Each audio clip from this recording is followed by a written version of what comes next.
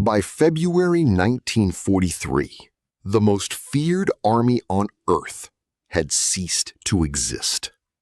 Not defeated, not pushed back, annihilated in a city it had been on the verge of taking. Nearly 300,000 soldiers, the same army that had shattered France in 6 weeks, the same machine that had driven to the gates of Moscow, dead, frostbitten, or marching into Soviet captivity. Their commanding general, Friedrich Paulus, had just become the first German field marshal in history to surrender to an enemy. In Berlin, the news landed like a catastrophe that could not be processed. But here's what most history books get wrong about Stalingrad. This wasn't a reversal of fortune. It wasn't bad luck. It wasn't a freak Soviet miracle. And it wasn't even the Russian winter, though the winter did its part. It was a chess player who threw away a winning position, not at the endgame, not in the final hours, but 5 months before the encirclement began, in one directive, in one decision, on one summer afternoon in 1942. By the end of this video, you will understand not just what happened at Stalingrad, but why it was structurally inevitable the moment Hitler made a move that every one of his generals told him was fatal, a gambit that sacrificed his strongest pieces for a prize he couldn't hold. And the most unsettling part? He almost got away with it. To understand why the summer of 1942 was the hinge of the entire war, you have to understand Germany's position going into it. Operation Barbarossa, the invasion of the Soviet Union on June 22, 1941, was the largest military operation in history. More than 3 million German troops alone, 4 million counting all Axis forces, poured across the Soviet border on an 1,800-mile front. They shattered Red Army divisions, captured vast industrial territory, and drove to the outskirts of Moscow and Leningrad. German supply columns stretched across 1,000 miles of conquered steppe. Factories burned as the Wehrmacht rolled past them. For a few months, it looked like the greatest blitzkrieg ever executed. Then winter arrived, and the Soviets didn't collapse. By early 1942, Soviet counteroffensives had pushed the Germans back from Moscow. The short, victorious war Hitler had promised was over as a concept. What remained was the one thing Germany's entire war machine had been designed to avoid: a grinding, multi-year war of attrition against an enemy with more men, more territory, and more time. Germany needed a strategy for 1942, not another push, a decisive stroke, one that would break Soviet capacity to fight permanently. And Hitler had a plan. But the plan had a flaw. And the flaw was Hitler himself. What he designed was strategically sound. What he executed was something else entirely. In April 1942, Hitler issued Führer Directive No. The goal: concentrate all available forces on the southern sector, destroy Soviet armies before the Don River, and capture the Caucasian oil fields. This was called Fall Blau, Case Blue, and its underlying logic was sound. Baku alone accounted for roughly 72% of Soviet oil production, with Grozny and Maikop contributing much of the rest. If Germany could seize or permanently deny those fields, the Red Army's tanks, trucks, and aircraft would begin running dry. Soviet industry would stall. The war machine that had survived Barbarossa would slowly grind to a halt. This was the endgame play: strangle the enemy at its energy source. And Stalingrad? Initially, it was a secondary objective. Directive 41 stated that every effort would be made to reach Stalingrad, or at least to bring it under fire from heavy artillery, so that it will cease to be of use as an industrial or communications center. Reach it or shell it. Either one works. The Germans weren't even necessarily required to take Stalingrad, just neutralize it. Protect the flank. Keep moving toward the oil. This was positional thinking. Control the key square, not the flashy one. Classic strategic discipline. But something happened in July 1942 that changed everything. And the change came not from the Soviets, but from inside the German High Command. On July 23, 1942, Hitler rewrote the plan, and with one signature, he threw away every strategic advantage his army had earned. This is the moment. This is where the war was lost. On July 23, 1942, Hitler issued Führer Directive 45. He reorganized Army Group South into two separate commands. Army Group A was directed south into the Caucasus to capture the oil fields. Army Group B was directed east toward the Volga and Stalingrad. Both objectives. Simultaneously. With the same army that had already been fighting for a year. The central rule of military strategy, the rule that had made Blitzkrieg work, is to concentrate overwhelming force against a single decisive point. Not spread it, not divide it, concentrate it. Hitler had built his entire early career on that principle. He had shouted it at his own generals in 1940. And then he divided his army in half to chase two prizes at once. His own generals told him this was fatal. The division of Army Group South caused alarm throughout the general staff. Hitler was warned repeatedly about the dangers. In some cases, he dismissed the warnings outright, replacing commanders who pushed back too hard. Now, think about this from a chess perspective. You have a strong attack building on one side of the board. Your pieces are coordinated. The pressure is mounting. You are one move away from a decisive breakthrough.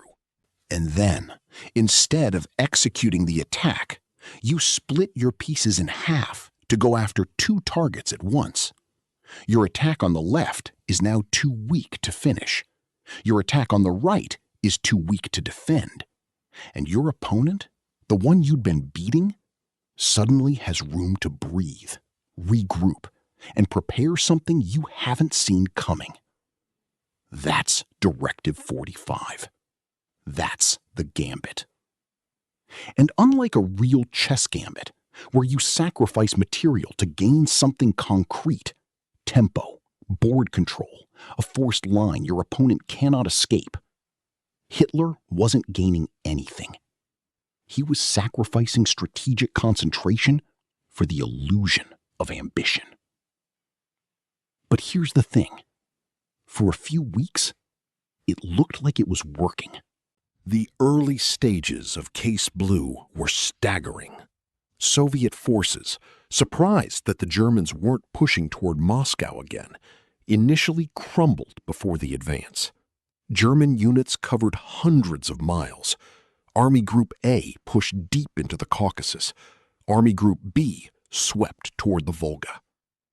From Berlin, it looked like a masterstroke. Hitler was euphoric. He dismissed generals who raised concerns.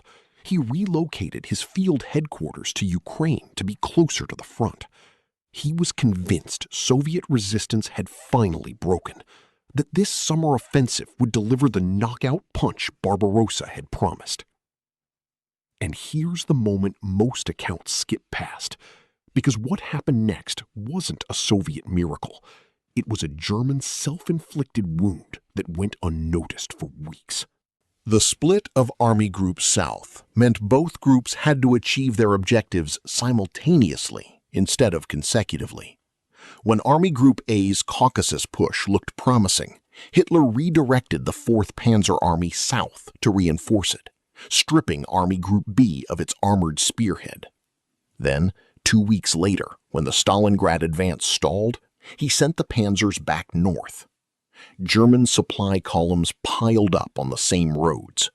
Competing priorities bled both advances. The Germans had briefly held the initiative. They traded it away for traffic jams. And now, at Stalingrad, something began to happen that no one in the German high command had planned for. The Luftwaffe had bombed the city into rubble. Entire districts, warehouses, apartment blocks, factories, reduced to shattered concrete and twisted steel. The civilian population killed or driven into the earth. And the rubble, it turned out, was a defensive weapon. Shattered buildings became fortifications. Shell craters became trench lines. Every collapsed wall was cover for a Soviet rifleman. What had been a factory district became a 3-dimensional labyrinth that German armored vehicles couldn't navigate and German artillery couldn't flatten. Because the rubble was the terrain now. The very act of destroying the city had made it impossible to take. Germany's air power created the conditions for Germany's defeat. The hammer had built its own cage. And while the 6th Army bled itself dry fighting for factories and train stations, 2 Soviet generals were staring at a map, and they were smiling. Georgy Zhukov was not a man given to sentiment. He was a chess player in the truest sense, cold, patient, always thinking 3 moves ahead. Alongside him worked Alexander Vasilevsky, chief of the Soviet General Staff, meticulous, brilliant, the architect of Red Army strategic planning in 1942. Together, they looked at the same board Hitler had been staring at, and they saw something completely different. Instead of assaulting the battle-hardened 6th Army inside Stalingrad itself, they chose to strike at the flanks of the overextended Axis line. This is the key insight most Stalingrad narratives underplay. They weren't trying to win inside the city. They were trying to win around it. While General Chuikov's 62nd Army fought in the ruins, buying time, bleeding German units, drawing Hitler's obsessive attention toward the city, Zhukov and Vasilevsky were quietly massing enormous forces on the open steppe to the north and south of Stalingrad. Hundreds of thousands of troops, concealed under strict radio silence and camouflage nets, moving only at night. They had spotted the vulnerability that Directive 45 had created. The forces protecting the German flanks, Romanian and Hungarian armies stretched thin across hundreds of miles of open steppe, were equipped with obsolete weapons, some dating back to World War I. Their artillery was largely horse-drawn. Their anti-tank capability was minimal.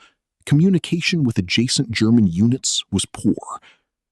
These were the men standing between the 6th Army and annihilation. Paulus himself, on November 18th, the day before the Soviet strike, told his commanders, "The Romanian defense of our flanks will dictate the future of the 6th Army." He knew the flanks were the weakness, and he could do nothing to fix it, because Hitler had forbidden any withdrawal, any shortening of the line, any repositioning that might mean giving up ground inside the city.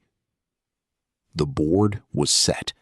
The pieces were exactly where Zhukov and Vasilevsky needed them to be. And on the morning of November 19th, 1942, the trap was sprung. Operation Uranus was launched on November 19th, 1942. Zhukov and Vasilevsky's forces attacked the Romanian and Hungarian units guarding the German flanks. Within days, Soviet pinchers, striking simultaneously from north and south, had linked up west of the city and encircled the entire 6th Army. Between 250,000 and 290,000 Axis troops were cut off. The two Soviet columns met at Kalach, a vital Don River crossing approximately 60 miles west of Stalingrad. 4 days. That's all it took.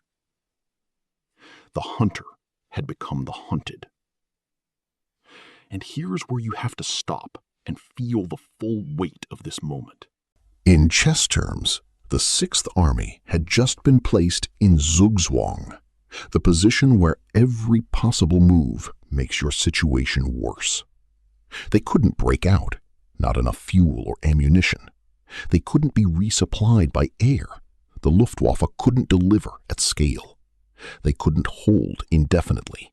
The Soviet ring was tightening every day. Every option was a losing option. But here's the decision that sealed it permanently. Hitler would not allow retreat. To the man who had risen from lance corporal to Führer on the strength of his nerve, refusing to retreat was proof of genius, proof that he possessed something his professional officers lacked. He had stood firm at Moscow in the winter of 1941, and the line had held. He believed willpower had saved the army that time. He thought willpower could do it again. It couldn't, because this time the Soviets weren't attacking a German line. They had surrounded one. And Field Marshal Paulus was about to make the choice that would define his legacy and destroy his army. Paulus had armored reserves when the Soviet encirclement began. Instead of concentrating them into a strike force to punch through the Soviet ring, he kept them committed inside the city. Armor wasted in close-quarters urban rubble, with no strategic objective left to seize. He followed Hitler's orders. Hold the city. Relief is coming. Relief never came. The battle finally ended in early February 1943 with a decisive Soviet victory.